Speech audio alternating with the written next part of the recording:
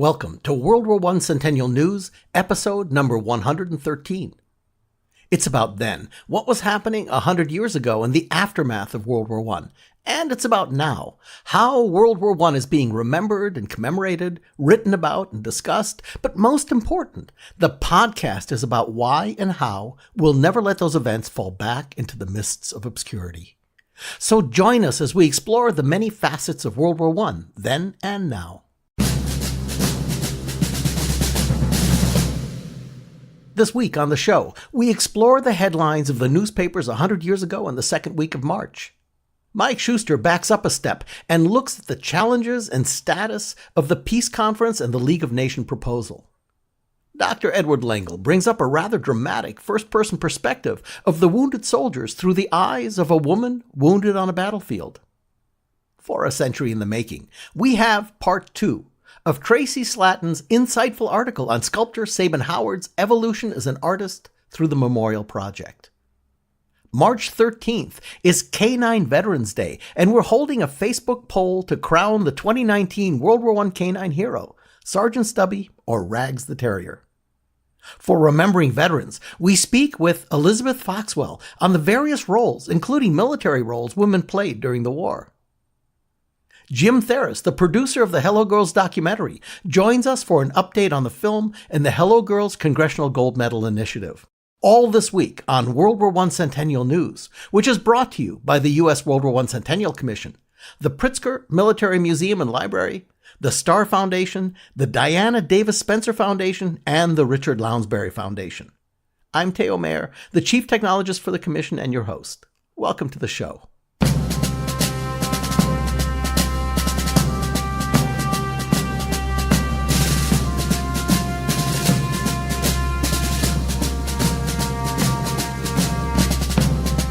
A 100 years ago this week, the Allies addressed the German famine and the U.S. role in that. The U.S. Army publishes numbers of war participation. As the humanitarian food crisis is discussed, America's greatest expert on this, Herbert Hoover, shockingly announces his resignation. The Red Scare is in full bloom. Germany gets slapped with a massive reparation bill, and as the week wraps up, Woodrow Wilson's ship lands back in France. Now, with that as an overview, let's jump into our Centennial Time Machine and go back 100 years to the second week in March 1919 and hear how this plays out in the headlines.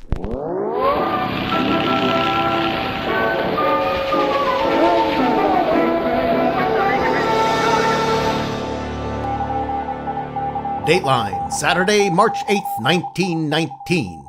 Headline: Allies agree Germany must be fed. France wants U.S. to assume burden. Proposal would compel U.S. to supply Germany with $500 million worth of food. Only securities for pay. And the next day, both food and the men who served in World War I are in the headlines. Dateline, Sunday, March 9, 1919. Headline: New Allied plan to feed Germany, taking pay in gold and securities.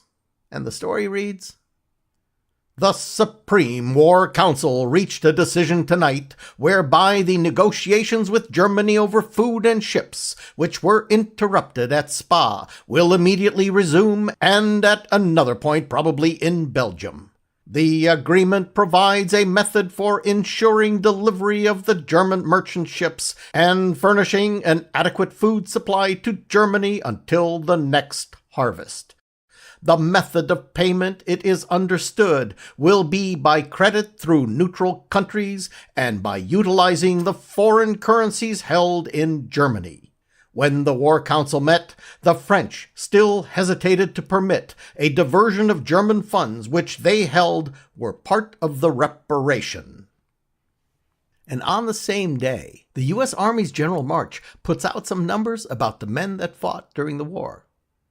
Headline: 1,390,000 men of American Army fought Germans. General March gives out figures on troops actually in operation. U.S. to keep Army up to 500,000 men. Pershing to accept enlistments for regular forces, freeing draft men to come home. And on Monday, more news about food and a shocking announcement. Dateline, Monday, March 10, 1919. Headline: Germany now assured of food relief to get 300,000 ton supply a month. Deadlock on food broken. French compromise proposal accepted by the other allies.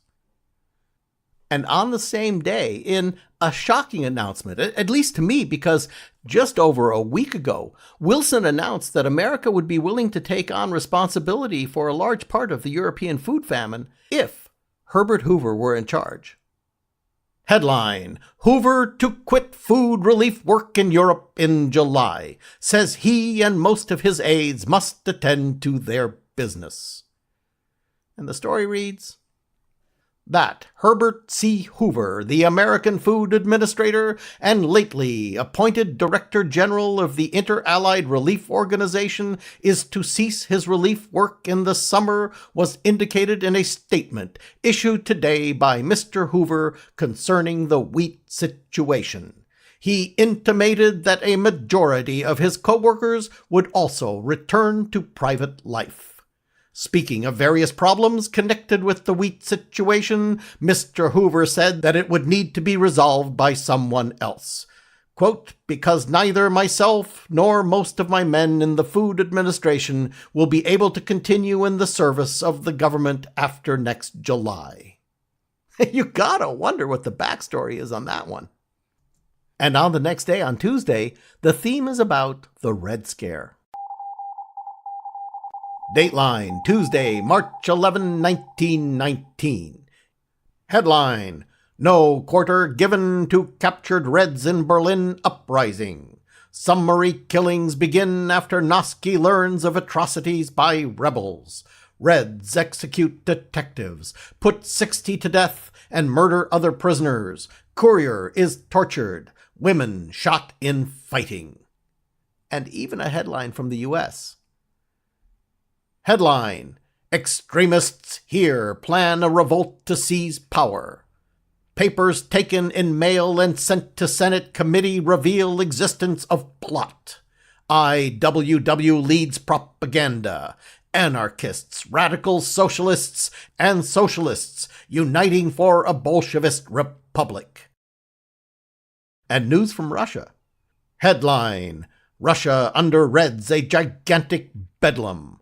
Escaped victims say maniacs stalk raving through the streets of Moscow.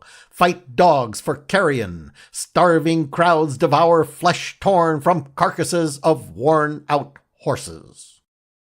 Pretty dramatic. And on the next day, the big news is about the price of the war. Dateline, Wednesday, March 12, 1919. Headline: Bill for reparation is $35 billion. All matters have been adopted or agreed to by allies in principle. Reparation bill cut down. First demands of one great power reach the figure of $200 billion. That's pretty harsh. But maybe the good news is that they went, in today's dollars, from $6 trillion to $1 trillion. And the next day, we seesaw back to the Red Scare. Dateline, March 13, 1919. Headline: Berlin Reds make overtures for surrender. It must be unconditional, Minister Noski tells the Sparticides. Loyal troops closing in. Sparticides evacuate Lichtenberg after being caught between two fires. Women carry foes' heads. Reds rob and kill recklessly, and government forced to shoot all prisoners. And back in the States. Headline: Police round up 200 Bolsheviks in East Side raid. Bomb squad arrives at 133 15th Street while meeting is in progress. Find radical leaflets. Quote, Red Book, unquote, discovered at headquarters of Union. Entire band detained at criminal court building for examination early this morning. And finally, on Friday, Wilson arrives back in France. Dateline, Friday, March 14, 1919. Headline: President lands, speeds to Paris, reaches Brest in evening. Wilson greeted by huge crowds of soldiers as he goes ashore. Takes special train for capital with Colonel House aboard to tell of peace conference. Rested by his voyage, the president says. And that's what was happening 100 years ago this week, in a world trying to adjust to the aftermath of a global cataclysm that was called World War I. And now we're joined by Mike Shuster, former NPR correspondent and curator for the Great War Project blog. Mike, your post takes us back a few weeks to before the time Wilson leaves France back to the U.S. to face his Congress. It reviews the challenges of forming the League of Nations. It really was a gnarly challenge, wasn't it? It is. Good word, gnarly. The headline reads, League of Nations takes shape.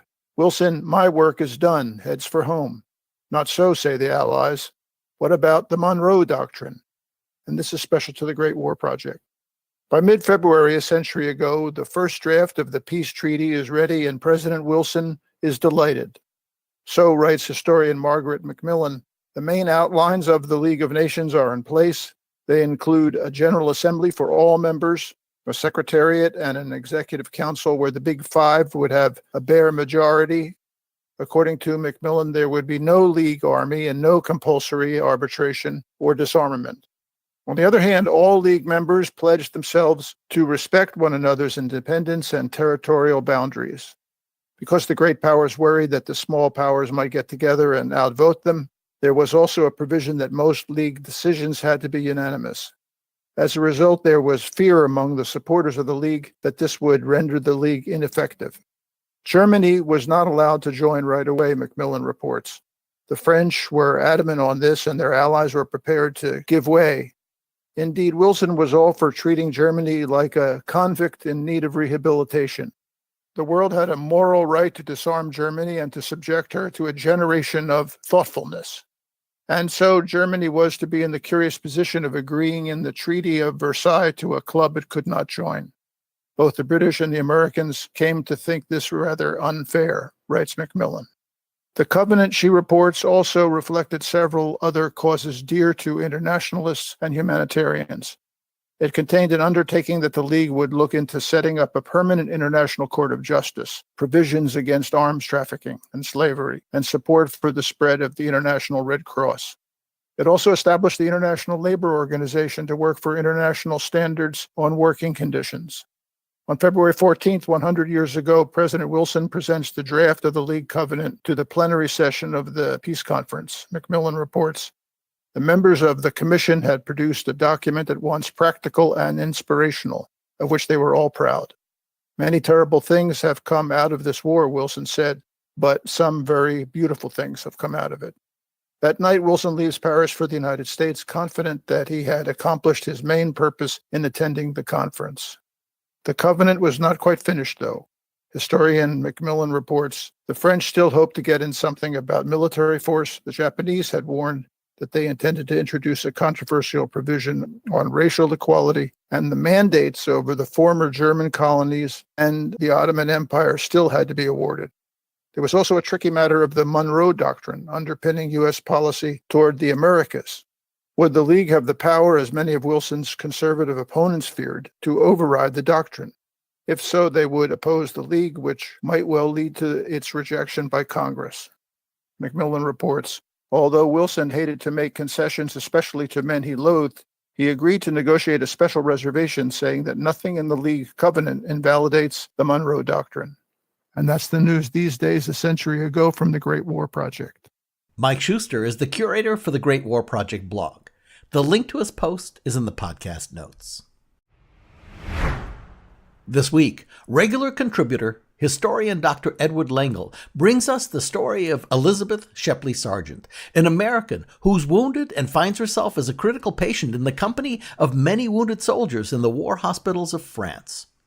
A warning to our younger and our sensitive listeners, some of this account contains vivid descriptions of suffering. Thousands of American women served on the Western Front in 1918. Some worked for the YMCA or the Salvation Army. Others served as nurses for the U.S. Army or the Red Cross. A few found jobs as mechanics or ambulance drivers. While they experienced the war in a variety of ways, however, very few became, like Elizabeth Shepley's Sargent, casualties of war. A native of Brookline, Massachusetts, Sargent was working as a correspondent for the New Republic when she visited an abandoned battlefield near Reims with a group of American women riders in October 1918. A Mademoiselle de Valette, head of the American section of the French Foreign Office's press department, conducted the group along with a French lieutenant. The officer warned the women not to pick up anything, but, eager for souvenirs, they ignored him. Even Valette picked up a metal object. "Put that on the ground, please," the lieutenant ordered. "I am not sure what it is." But it was too late. The Frenchwoman had picked up a German hand grenade, and it exploded, killing her instantly and blowing off the lieutenant's arm. Sargent was hurled downhill. When she recovered consciousness, she sat up and found herself severely wounded in the face and legs by flying shrapnel. She would spend the next several months in medical care, surrounded by the wounded soldiers about whom she had come to report. Elizabeth Sargent awoke in a hospital next to a grievously wounded young French soldier with a gaping wound in his abdomen. "His eyes are caverns," she wrote in her diary, "deep wells of pain in a face blanched and shrunk to the angles of the bones beneath. They gaze out from under a shock of lank black hair that seems to grow every hour longer, gaze with the persistently hurt, surprised expression of a child who has put his hand in the fire and finds that fire burns." He kept begging for water. Looking around her, Sargent saw other soldiers in equally bad condition or worse. Yet Sargent could not help, just like everyone else, greedily seeking attention and reassurance from the single overworked American nurse, a Miss Ballard. Of course, Sargent, as a woman, a reporter, and an American at that, soon received some special attention. Representatives of the French government came to visit her, and Sargent could not help but notice how they breezily ignored their wounded countrymen in order to sympathize with her on her injury. At night, though, the officials were gone, and she was just another one of the wounded, feeling as they felt. "I become an impotent, aching creature," she wrote, "full of unpleasant holes, lost in a corner of devastated France, infinitely remote from everyone I care for." Sargent's wounds became infected, and doctors worried that she might lose her leg or even her life. She was transferred to the American hospital in Paris. That's where she met the armistice on November 11th. When it was announced, every soldier who could move on foot or crutches went out into the city to celebrate, each in his own way. Sargent and the more severely wounded soldiers stayed behind in the hospital, straining for sounds of celebration they couldn't hear. For them, an elderly French housekeeper joked darkly, the war wasn't over. That night, she, like the soldiers around her, dreamed of the war. Over the following weeks, a steady stream of visitors dropped by to update Sargent on world affairs or on how friends were doing. For her, though, the world had become circumscribed, measured by injections or the turning of a mattress. For those outside, some of the accumulated thoughts and feelings of the past years could dissipate a little in the open air. In the hospital, though, the war remained very close, reminders brought by each agonizing throb of an infected wound. Not until the end of November did Sargent's leg recover sufficiently that the doctors were able to reassure her that it would not have to be amputated. A week later, she got to spend a little time out of bed. On Christmas Day, she and the wounded doughboys in her ward celebrated with a small party, courtesy of their American nurses. Months of recovery and rehabilitation would follow, though, before and after she boarded a ship for home in May 1919. "Deliver me," she concluded at the time, "from pity for other people or myself. The men who were killed do not want our pity or need it. They gave their lives so eagerly and freely, the first of them, so awarely and impersonally, the last of them, that we are unworthy of them if we offer it. And surely the survivors are not to be pitied, but envied for their chance to put a great experience to lifelong use. The way we measure warriors and war workers in the future, I'm sure, is by their ability to get away from the war, to make it merely the foundation of a new existence. But the years would tell that getting away from the war was easier said than done." Dr. Edward Lengel's blog is called A Storyteller Hiking Through History, and it's filled with first-person accounts that provide nuanced insights into the era. We have links to Ed's post and his author's website in the podcast notes. All right, let's fast forward into the present with World War I Centennial News now.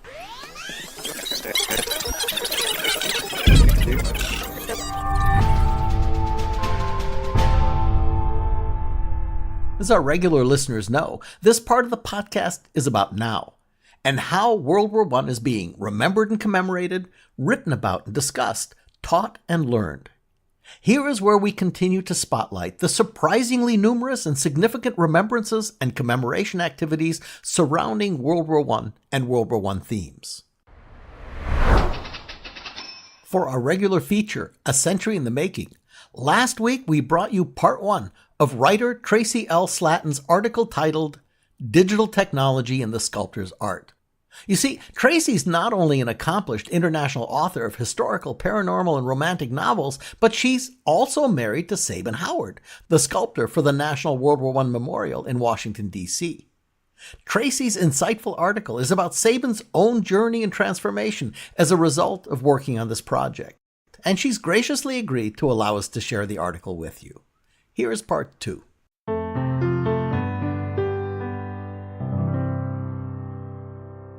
The memorial sculpture is a poignant story that works on multiple levels. It shows the personal, the allegorical, and the mythological experience of the Great War and its cost. Traci's own contribution to this worthy endeavor, and one that Sabin often acknowledges publicly, was to draw Sabin's attention to the resonance of this piece with Joseph Campbell's hero's journey. And one of the results is that the piece is called A Soldier's Journey. After finalizing the design, there ensued a multitude of Washington, D.C. Commission's approval meetings. For an artist, a torturous process to which only Dante could do justice.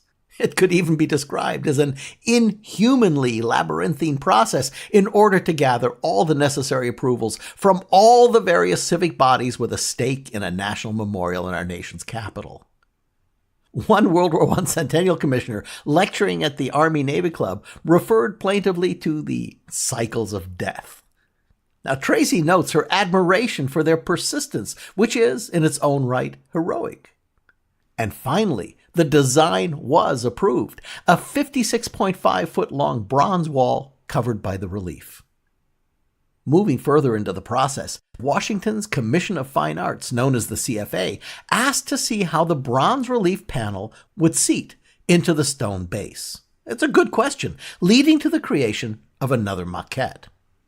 Sabin also had to contend with time pressures for the actual final relief. A 38-figure bronze relief is a life's work. Now, it could realistically take 20 years to complete to the artistic standards required to do justice to a national memorial, to fully honor the sacrifices and service of our nation's soldiers, over 116,000 of whom died during World War I. But 20 years to sculpt this memorial simply isn't available. It's unrealistic in today's fast-paced world. In fact, some would like to compress the sculpting and fabrication of the process into a 2-year time span, which is also unrealistic.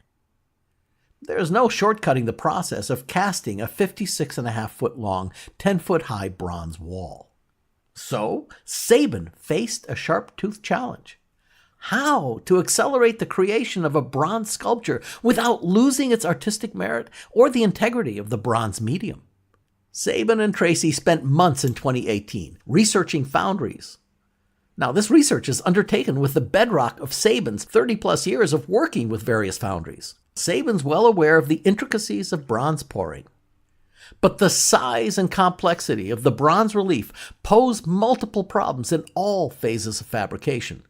Building the armature, sculpting, molding, casting, integrating internal support structures, finishing, patinating the piece, transporting it to Pershing Park, and finally, setting it in its place. Any one of these steps could go awry, spelling catastrophe for the project. After visiting multiple of the best foundries, a foundry called Pangolin Additions emerged as the clear choice. Located in Stroud, UK, a lively industrial area in the Cotswold, Pangolin Editions offers an expansive, highly organized, factory-like approach to bronze casting from the beginning to the end of the process. Pouring molten metal can be tricky, dangerous, and time-consuming.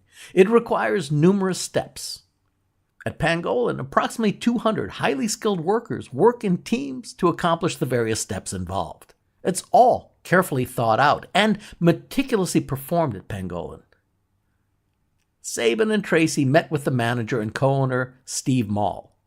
Editor's note: Steve Mall was on the podcast a couple of weeks ago in episode number 111.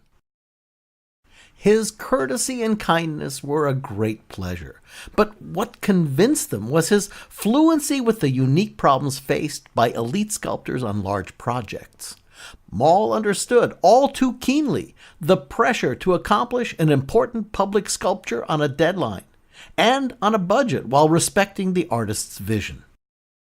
Mall introduced them to Steve Russell, an independent photographer who works closely enough with Pangolin that he purchased his own studio space on site. Soft-spoken, Russell is a gifted artist in his own right. His show, Mountains of the Moon, at the Royal Geographic Society in London is garnering accolades. This exhibit shows the breathtaking Rwenzori Mountains of East Africa. Russell also has ideas for innovation. He listened carefully to Sabin's plan to scan models posing in World War I uniforms and thus create a digital blueprint for 3D printing a small maquette. Editor's note: this is a process that Sabin had become familiar with when working with the famed Weta Workshop in New Zealand, the creative technology powerhouse for many special effects feature films for directors like Peter Jackson and James Cameron. Russell suggested an approach involving enhanced photogrammetry.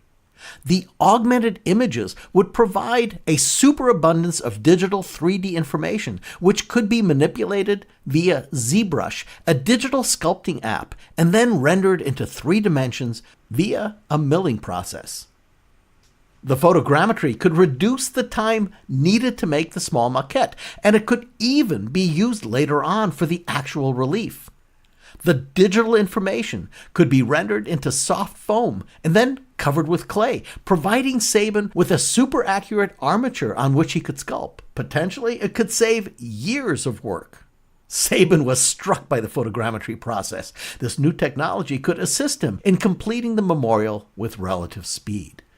Yet, it deprived him of what had always been an integral part of his sculpting process, using his own hands to put up the steel armatures, cover them with foam, and layer on the clay base coat. He used that time to design and redesign the piece in his head, to take apart the figure, move the parts around, and then put them back together, and to understand the hierarchy of the parts within the whole. He used that process to get to know his subject with extreme clarity, so he could produce his unique vision of the human figure. Rungwe Kingdon, one of the owners of Pangolin Editions, is a tall man with an imposing beard, a passion for art, and a brilliance in articulating the philosophy of art. He discussed the new process, saying, "Change is one constant in life, and the challenge is to see it as the adventure of life. What art does is elevate us or plunge us into thought to see the world anew. For the artist, the trick is to remain curious and to engage when exploring the new technology." Sabin mused, "You could choose not to use the new technology, but then you risk becoming archaic and irrelevant." Traci saw her courageous husband was game to try the photogrammetry, though he felt a pang, acknowledging the sacrifice of his own hard-won traditional technique. Sabin brought a team of eager young actors to Stroud for the photogrammetry. Evelyn, Paul, Zach, and Mark loved the project. They'd been photographed for it in Sabin's studio. They were happy to travel for the memorial. They stayed out late at the pubs at night, toasting the locals with hearty Stroud ale. Still, they showed up early and focused every morning for work. And work them Sabin did. Sabin is an exacting taskmaster. He knows what makes good art, and he doesn't tolerate any slacking off. Never raising his voice, he directs his models with quiet, stern authority. Now, Traci knows this firsthand from posing for Sabin on other projects, and also because he pressed her into service as a nurse in dress uniform in the final triumphal procession. Moreover, Steve Russell's elaborate photogrammetry rig gave Sabin a whole new set of reasons to push his models for the ultimate poses. From the moment he laid eyes on the rig, Sabin was inspired. Russell's rig was custom designed for the World War I Memorial Project. It consists of 156 cameras linked together in a spacious arc. They synchronize shots within milliseconds. Some of the cameras are Hasselblads that bring superb quality to their piece of the puzzle. The rig allows Russell to capture real-time expressions and movements in high definition. This photographic information eventually produces fully formed, lushly textured 3D models. For sculpting the World War I Memorial, it's a remarkable time-saving tool. For sculpting any work of art, for actualizing any sculptor's vision, it's an unprecedented, detail-capturing, time-saving tool. As Kingdon pointed out, what photography did for painting, photogrammetry can do for sculpture. Standing in the rig as a nurse, Traci listened closely to Sabin's instructions. Quote, "When I attain the desired pose, I strain to hold my arms aloft and to freeze in position. A Hasselblad not connected to the rig would take an initial image. That Hasselblad sent the shot to the computer so Sabin could peruse the image on screen. And if he liked it, he'd call, 'Shoot it!' Russell or his assistant Ashley would jog over to deploy the rig, and the lights would flash while the cameras all whirred. This process repeated 3 times in quick succession." Traci noted, "It was strange to think that an image of my body in the round was being compiled, complete with the crinkles of the skirt behind my thigh and the strain of the fabric against the back of my neck." The models worked diligently as Sabin posed them again and again until his critical eye was satisfied. Each of the scenes in a soldier's journey was shot several times to provide maximum coverage. After 5 days of shooting, the imagery was handed over to Pangolin's crackerjack digital team, Joe, Andy, and Angelo. They had some sausage making to do in order to clean up the data into a usable format. Now, that took a few weeks. When that was done, Sabin and Traci returned to Strout to begin the process of working with the data in ZBrush. So far, the process's only tangible product is a test maquette, a powder print at 27.5 feet long. This test maquette gave Sabin an opportunity to do preliminary work on joining of the base with the sculpture. It's a far cry from the presentation maquette that will go to the CFA at the next meeting. It's also just a faint harbinger of what's to come, the crucial foam armature for Sabin to sculpt into the actual memorial. But the small powder print whet Sabin's appetite for more. He spent a day raptly working on the little test maquette. Then, trudging back to their hotel room, he regaled Traci with the possibilities. He saw a myriad diverse sculpture projects of the human form and the human body in unfettered motion that were newly possible. They could be brought to fruition with hitherto unimaginable speed. He had lost one cherished technique, but he'd gained a tool that could free his creativity in a way that he'd never envisioned. As Kingdon noted, art elevates us. It plunges us into thought to see the world anew. It also influences us subliminally, shaping our perception of our lives and the universe. Sometimes the very process of making art can do that too, when an artist can heed and even embrace a disruption that becomes a catalyst.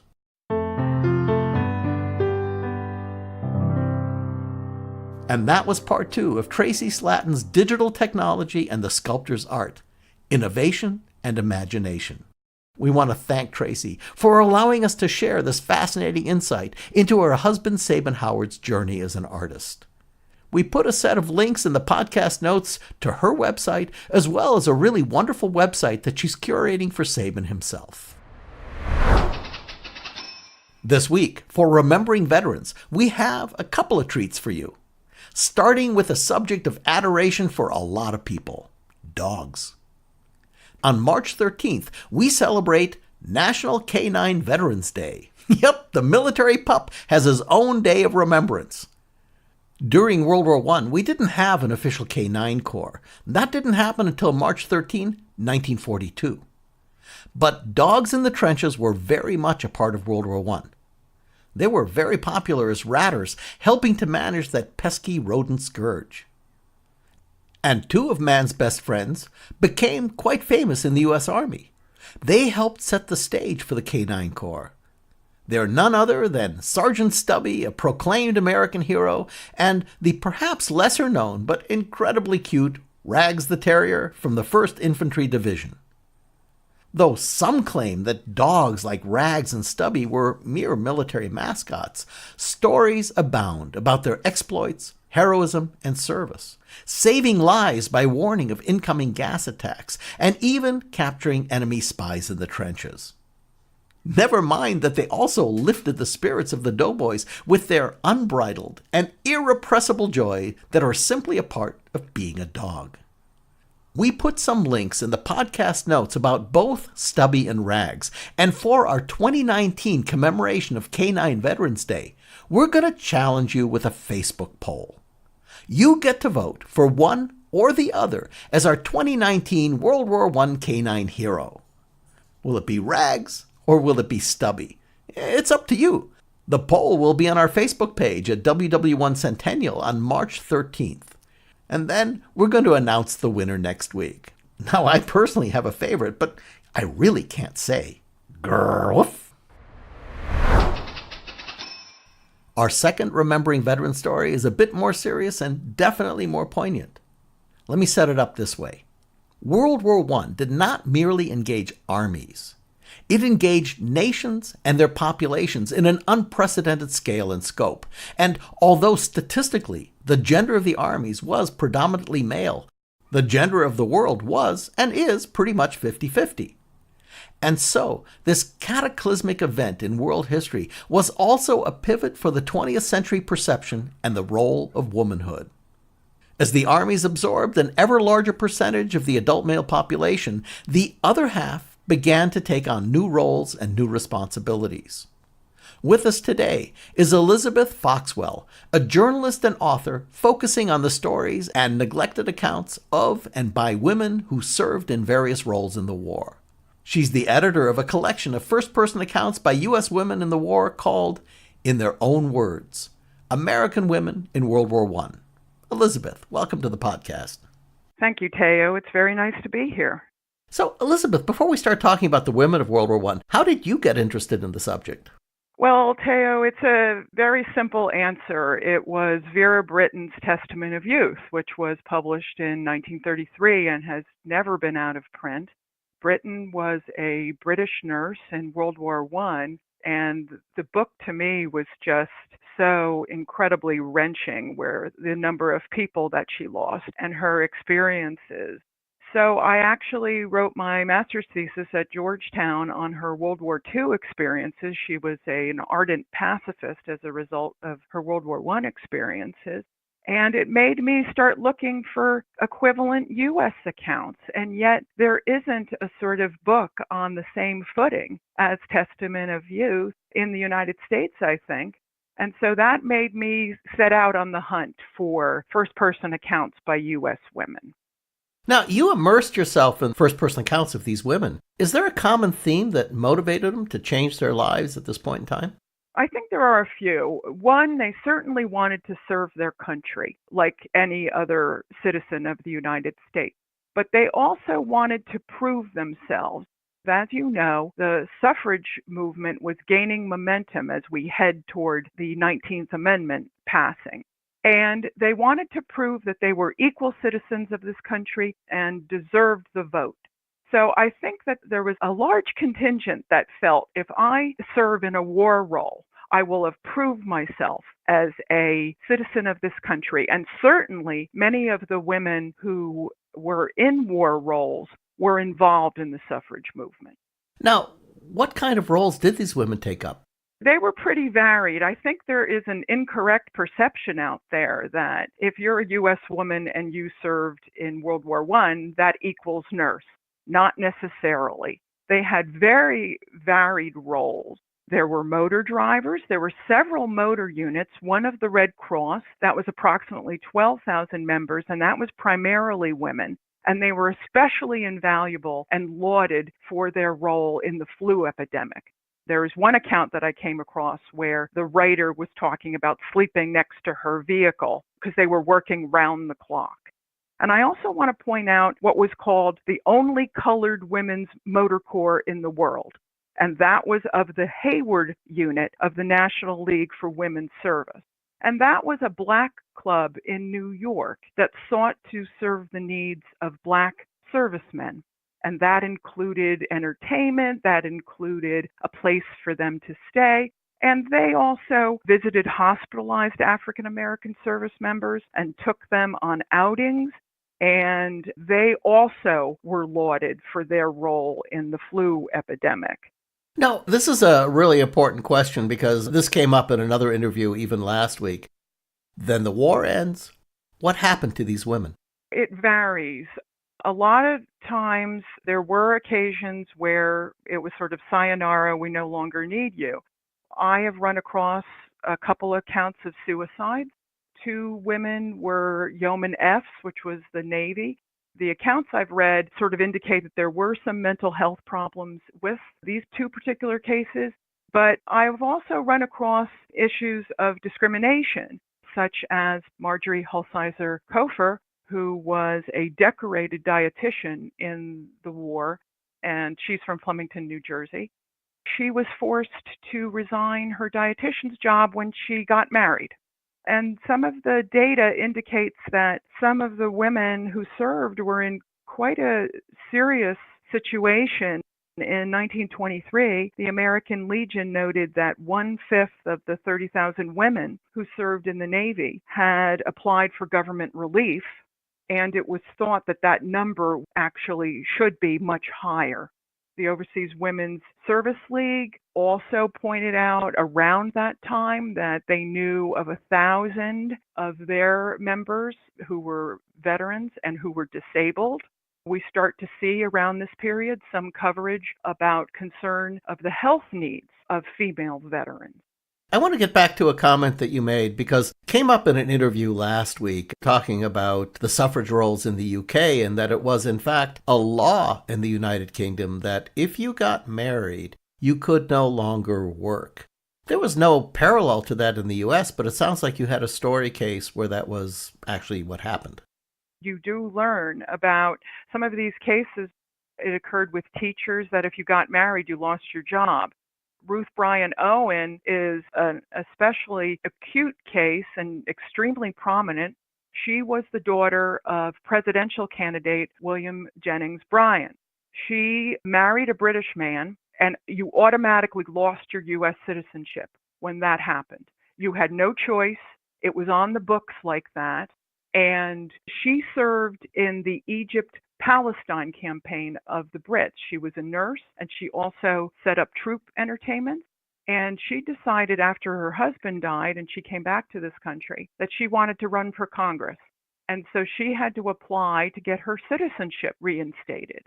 And it took a bit of time, and she was successful. She ran for Congress, she won, and then her opponent filed a lawsuit saying that the election was invalid because she was not a citizen. And that got overturned. But she became our first U.S. female ambassador. Well, Elizabeth, thank you for joining us today. The stories, the accounts, and the impact of this moment in time really is profound. So thank you for telling the story. Thank you so much for having me. Elizabeth Foxwell has focused on the stories and neglected accounts about and by women who served in various roles in World War I. She's the editor of a collection of first-person accounts by U.S. women in the war called, in their own words, American Women in World War I. We have links for you in the podcast notes to her writing and the Amazon link for her book. And for our Spotlight on the Media segment. The Hello Girls has really become one of the great themes of interest for the World War I centennial.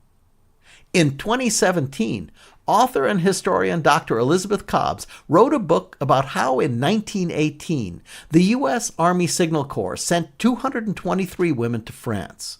They were masters of the latest technology, the telephone switchboards.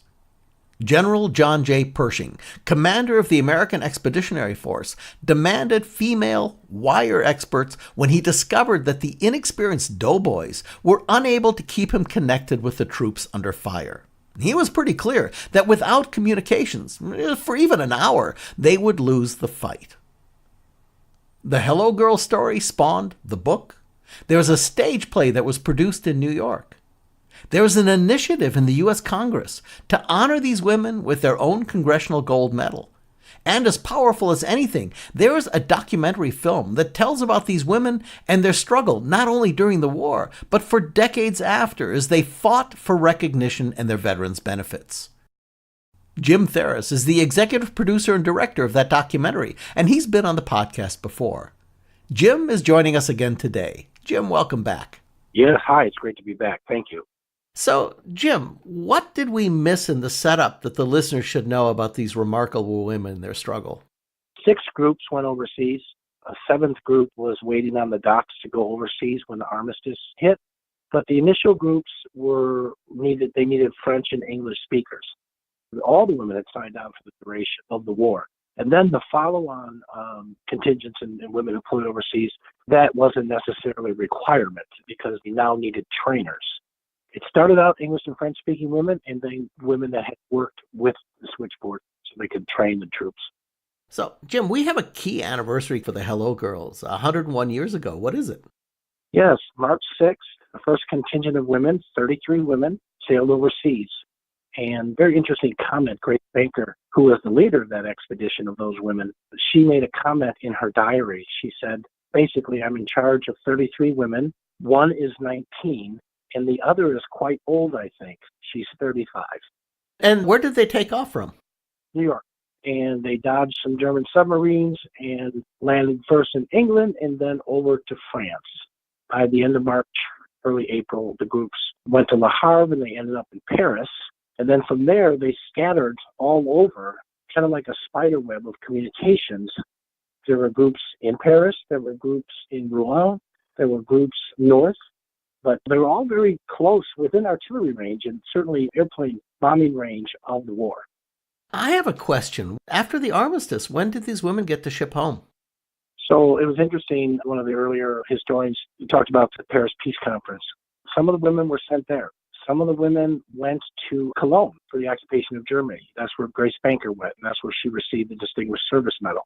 And there were a few other spots throughout France. But they were there throughout the peace conference, and then they gradually started coming home. The last of the women came home in January of 1920. Wow, I did not know that. So, Jim, your documentary's become a favorite in the documentary film festival circuit, and you've had showings for Congress. Tell us about some of the successes and the awards and special showings. Yeah, when you make it, you try to be humble, but it's always nice to be recognized, you know. We've been to about 30 film festivals. So getting selected is kind of the first hurdle. 3 of them were Academy Award qualifying festivals, which is kind of neat. You get a real high-level viz there. And then we were nominated for 6 awards, variant awards about the documentary, and won 4 of those awards for Best Documentary, People's Choice, and all that. So it's a very enthusiastic crowd. I've played to as many as 400. And as few as 50, but people always come out because they're very interested in these women. So, Jim, tell us about some of the special showings, because I mentioned the one for Congress, but you've had some really great showings that are in government and other specialty places. Right. So we screened the film at the National World War I Museum in Kansas City. It's a wonderful crowd. The Truman Library, near there, I think Independence is where that is. And the Women's Memorial was the world premiere, March 3rd of 2018. The National Archives, we screened it there. And one that I was particularly interested in was George Washington's estate down at Mount Vernon. And when we go to those venues, the people that organize them always get huge, huge crowds. We have Elizabeth Cobb coming back on the show in a few weeks. She just penned an article that came out this week in the Washington Post, and there's some others coming up. What do you think about all the buzz? I mean, it's really sort of taking off again and some more. Yes. Senators John Tester and Marcia Blackburn, they have submitted legislation for the women to receive the Congressional Gold Medal. Of course, that's all going to be posthumously. The last ones died in the mid-1980s. But certainly a great recognition for the women kind of solidifies that they were indeed part of the Army and contributed significantly. By the time they were done, they had connected over 26 million calls. These weren't always just general to general. They were part of the battle rhythm, and they would help the forward observers, call in the artillery. So they were very much part of the war. Where can people see the film? So very soon, I'm going to put it online for viewing. We're still going through kind of at the tail end of the festival cycle. The film wasn't complete by March of 2018, and I had entered some women's film festivals, and none of them selected us. But this year, with the film complete, about 5 or 6 have selected us now, which is great because this is really an important audience. And it's still kind of going, so I'm going to hold off a little bit, and probably at the summer, we're going to put it online available. I've spoken with a number of people who've seen it, and people's reaction to the film is always, at the very least, powerful. It really affects people, and the women's audience really feels empowered by it, I think. Do you have that experience? Yes. So in the Q&A, whenever I have the ability to attend, which is more often than not, the Q&A is always very robust. I remember the National Archives had to flick the lights on and off because they're like, look, you got to get out of here now. Q&As go a solid 20 to 30 minutes, and we leave some questions on the table. And then people come up to me afterward and continue to talk. One gentleman just last Saturday in Sedona, Arizona, came up to me after, and we got to talk, and he was a former veteran. And he just said to me, I don't know what it is about this film, but it just really struck me. And he had tears in his eyes. So that's the kind of emotion that the film drives in the audience. Well, as a documentary filmmaker, it's partly about great storytelling, but knowing and picking a great story is probably equal, if not more important. What's next for you? Yeah, so I'm kind of staying with this theme. I showed the film, The Hello Girls, somewhere in town here, and someone came up to me and said, have you ever heard of 6888? I said, no, I have not. This is a World War II story. The 6888 was the only all-black female battalion, led by a black female, Charity Adams. And their mission was very simple, very short, to clear the backlog of mail. And in 6 months, they cleared over 17 million pieces of mail that were sitting in huge warehouses. Really an amazing feat.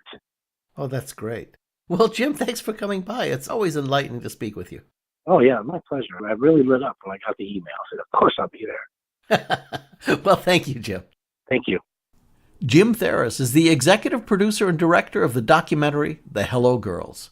And hot off the presses, just this week, Jim received a special recognition award at the Army Women's Foundation Hall of Fame induction ceremony for spotlighting America's first women soldiers.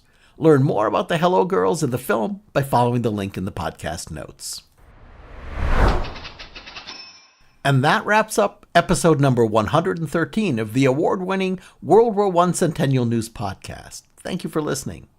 We want to thank our great guests, crew, and supporters, including Mike Schuster, curator for the Great War Project blog, Dr. Edward Lengel, military historian and author, Traci Slatton, for allowing us to serialize her article, Digital Technology and the Sculptor's Art, Innovation and Imagination, Elizabeth Foxwell, a journalist and author about women in World War I. Jim Theres, director and executive producer of the Hello Girls documentary film. Thanks to Mac Nelson and Tim Crow, our interview editing team. Katz Laszlo, the line producer for the show. J.L. Michaud and Dave Kramer for research and script support. And I'm Theo Mayer, your producer and host. The U.S. World War I Centennial Commission was created by Congress to honor, commemorate, and educate about World War I. Our programs are to inspire a national conversation and awareness about World War I, including through this podcast. We're bringing the lessons of 100 years ago to today's educators, their classrooms, and the public. We're helping to restore World War I memorials in communities of all sizes across the country. And of course, we're building America's National World War I Memorial in Washington, D.C.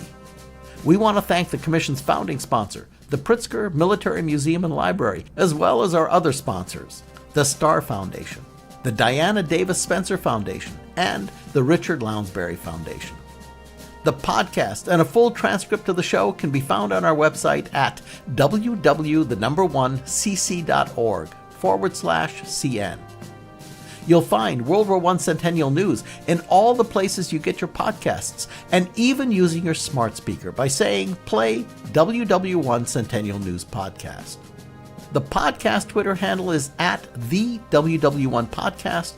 The Commission Twitter and Instagram handles are both at WW1CC, and we're on Facebook at WW1 Centennial. Thank you for joining us, and don't forget, keep the story alive for America by helping us build the memorial. Just text the letters WWI or WW1 to the phone number 91999. Jim, I always knew that you'd win. Jim, your daddy's wearing a grin. We got the letters that you sent from over there. Your Aunt Mary wants to see your Claudy Gare. Jim, although you're lanky and slim, there never was a Hans or Herman who you couldn't trim. You made the Kaiser quit his throne. You've broken up his happy home. Jim, I always knew that you'd win. Well, thank you for listening. So long.